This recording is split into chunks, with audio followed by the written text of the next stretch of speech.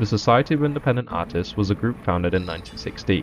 The Society would hold annual exhibitions that followed their liberal founding directive, to be dedicated to the total freedom of art and open to anyone who wanted to display their work free from juries or prizes. Marcel Duchamp, one of the Society's founders, submitted Fountain to be exhibited. This was an upturned urinal, unaltered except for Duchamp's pseudonym R. Mutt written on the front. The Society's officials decided not to display Duchamp's fountain, stating that it had no place in an art exhibition. Duchamp resigned from the Society in protest, his fountain revealing that the Society's exhibitions were not truly open. But why was it not shown? An anonymous editorial wrote, "Whether Mr. Mutt with his own hands made the fountain or not has no importance. He chose it. He took an ordinary article of life, placed it so that its useful significance disappeared under the new title and point of view." 67 years later, and way ahead of his time, Duchamp's fountain gave birth to this line of questioning. What is art, and who decides that? Do the artist's own hands have to make it? As artificial intelligence and other technologies develop at a blinding pace, these questions become more relevant than ever. The relationship between conceptual art, design, and emerging technology. Does the dehumanization of art spell the death of the designer? First, what is conceptual art? As artist Sol LeWitt wrote in an essay, in conceptual art, the idea or concept is the most important aspect of the work, and the execution is a perfunctory affair. The idea becomes the machine that makes the art. LeWitt is famous for his wall drawings. He would create instructions for other artists to draw directly onto walls. You can draw parallels between LeWitt's wall drawings and generative art. The user gives a program a set of instructions, and the program performs these instructions much like LeWitt's guidelines for the artists that execute his work. Both LeWitt's wall drawings and generative art raise questions surrounding the traditional importance of the artist's hand. Art critic Adriana Dredge stresses its importance in The Value of an Art Piece, saying the hand is the tool of tools, as Aristotle defined them. Hands are the instrument of creation. As I started to experiment more with generative processors, it felt important to contextualize this with my research. Here I've written some code which serves as my instructions.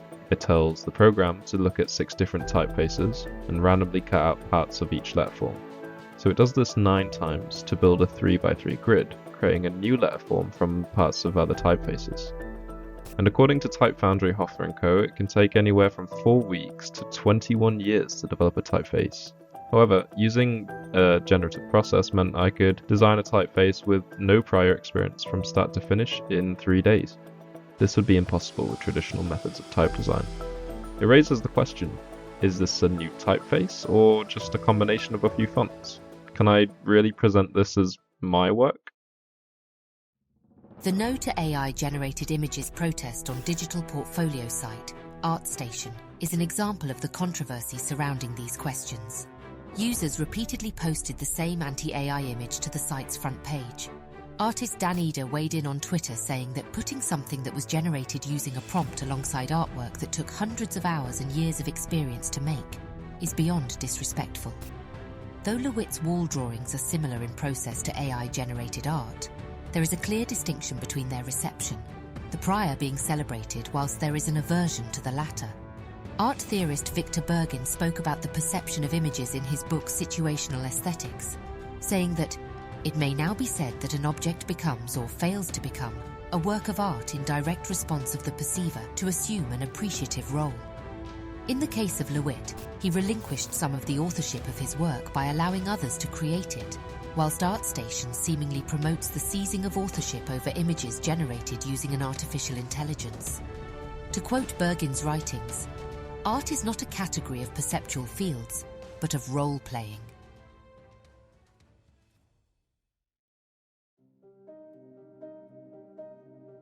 Appropriation is a theme that is strongly prevalent in conceptual art. Artists' work, such as Duchamp's ready-mades, appropriated manufactured objects. Richard Prince rephotographed cowboys on Marlboro ads to recontextualize them as symbols of American culture. And Barbara Kruger would use existing imagery in her graphic design to criticize consumer society. AI-generated imagery and augmented reality share these aspects of appropriation. Lensa AI, an app that contains a feature allowing users to use AI to stylize self-portraits, has been accused of appropriating digital artists' work. Graphic designer Lauren Ipsum noticed that the edited portraits had what they described as the mangled remains of an artist's signature. There is also the case of Niantic, the creators of augmented reality game Pokemon Go, being taken to court in Gujarat, India. Virtual eggs in the game appeared in places of religious worship where eggs, or imagery thereof, are considered blasphemous. This made me consider mixed reality's ability to appropriate space. As I'd been looking at Banksy's gallery and museum invasions, I wanted to create a series of work that could be used to interrupt a space. I began to develop the idea around an augmented reality exhibition that you could deploy anywhere. I started by modelling sculptures in Blender that are inspired by conceptual works of art. For example, I appropriated the imagery of Duchamp's fountain and placed it in its original context as a urinal. I also created a chair inspired by Joseph Kosuth's 1 and 3 chairs.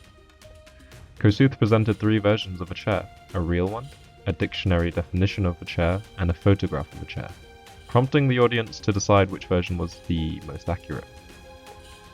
My chair was presented next to a 2D image of itself, telling the user to sit down. This of course is impossible. Both chairs are as ethereal as one another, neither one being more accurate than the other. Another piece I created was a giant chess piece titled Rook, Queen, Pawn. This was a nod to Duchamp's lifelong love for chess. I'd aimed for the title to make users explore the 3D model in augmented reality.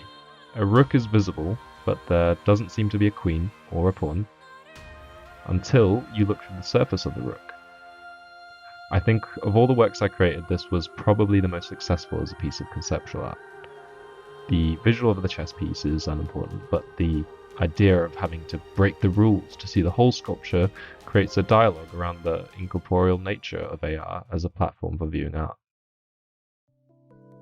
This relates to Duchamp being opposed to what he called retinal art, or art that would add nothing intellectual and focuses purely on the visual aspects. Denouncing Impressionism, Cubism and Futurism, he stated instead that this is the direction in which art should turn, to an intellectual expression.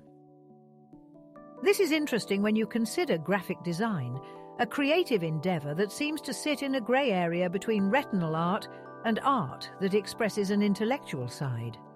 Dieter Rams, a celebrated German designer, developed his 10 principles of good design in the 1970s. Rams's principles state that good design must be innovative and useful, reflecting that successful design must incorporate intellectual thought. However, Rams's principles also say that good design must be aesthetic. Though there is a discrepancy between the retinal aspects of conceptual art and graphic design, there is a consensus of intellectual ideas being important in both. According to Kate Crawford, a leading academic focused on AI, a developer has to train a neural network on thousands of labeled images. This shows that an image-making AI generates pictures based purely on approximations of images, it has been shown before. So, what does this mean? Now that we understand that, whilst conceptual art and graphic design contain what Duchamp calls intellectual expression, the nature of machine learning and AI-generated imagery means that it can only produce retinal images. Why does there seem to be such an aversion to these emerging technologies? In an interview, artist Ron Cheng states, AI replicating a skilled artist's work creates the perception that art is easy to create and proliferate, and therefore less valuable. Whilst this is a valid concern, I feel that it is slightly misplaced. I believe that too much focus is placed on AI and other emerging technologies replacing human-made art and design. Instead, what if we looked at how this could positively impact the creative process? AI can handle the retinal aspects of creative work, as well as menial tasks like cropping many photographs, colouring series of artworks, or even assisting with in-between frames in animations. Used correctly, artists and designers could work more efficiently, leaving more time for the important part of the creative process, ideation. To conclude, the dehumanization of art doesn't spell the death of the designer. I feel that the relationship between conceptual art, graphic design, and emerging technologies contains aspects that can help us better understand the future direction of the creative world. I feel that the AR exhibition I created is a good showcase of this potential. The generative typeface I created was used not only as part of the exhibition's visual identity, but also as pedestals to hold exhibits. I think the ideas behind the items in the exhibition were strong. I also believe that they achieved what I wanted them to show augmented reality as more than just a window to view things through, but a diverse platform with good artistic potential. However, due to my lack of experience in developing apps, I had to create a website to host my exhibition. To improve in the future, I would develop an app that would allow the user to experience the entire exhibition as one seamless augmented reality experience. I'd also incorporate artificial intelligence more, perhaps as narrators for the exhibition's texts, or as interactive exhibits that would generate artwork based on the user's prompts. Like conceptual art, AI will shift perspectives around authorship and the role of the designer. It will highlight the importance of human ideas and concepts, as it makes part of the execution of artwork perfunctory. Though there are valid concerns about AI, I think it's important to consider these emerging technologies as a collaborator to the creative process and not a competitor, so that we can evolve as artists alongside the technology.